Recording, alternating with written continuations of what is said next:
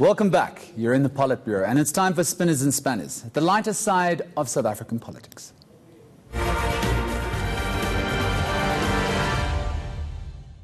DA leader Mmusi Maimane fumbled his way through some numbers at an election rally this week, and social media immediately had a giggle.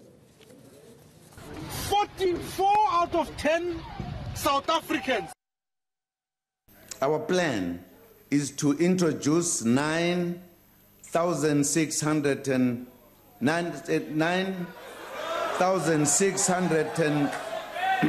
megawatts of nuclear energy in the next decade. Mmusi Msholozi, is that you? Ubuya nini? The PolitBureau is now adjourned. Have a blessed Sunday and a happy St. Patrick's Day.